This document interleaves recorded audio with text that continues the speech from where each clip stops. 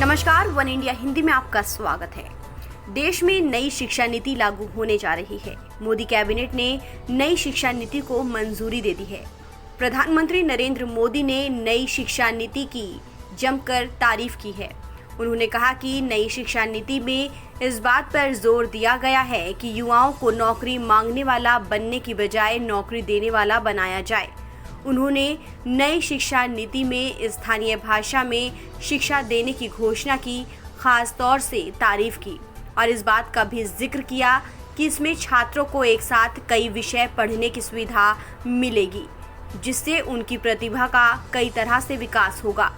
नई राष्ट्रीय शिक्षा नीति में प्रस्तावित केंद्र के 3 भाषा के प्रावधान का जिक्र है। अब इसी से तमिलनाडु की AIADMK सरकार ने सोमवार को नई राष्ट्रीय शिक्षा नीति में प्रस्तावित केंद्र के 3 भाषा के प्रावधान को खारिज कर दिया और कहा कि राज्य में लागू 2 भाषा की नीति पर ही अमल किया जाएगा।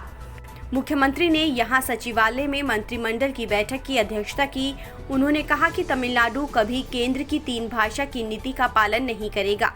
सीएम ने कहा कि राज्य अपनी 2 भाषा तमिल और अंग्रेजी की नीति पर कायम रहेगा।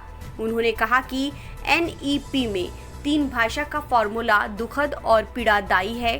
प्रधानमंत्री को 3 भाषा की नीति पर पुनर्विचार करना चाहिए। पलानीस्वामी ने कहा कि केंद्र सरकार को इस विषय पर राज्यों को अपनी नीति लागू करने देनी चाहिए। अब नई शिक्षा नीति का विरोध शुरू हो गया है। ऐसे में देखना होगा इस शिक्षा नीति को कैसे जमीन पर उतारा जाएगा। इस खबर में फिलहाल इतना ही। देश और दुनिया की तमाम खबरों के लिए आप बने रहिए वन इंडिया हिंदी के साथ।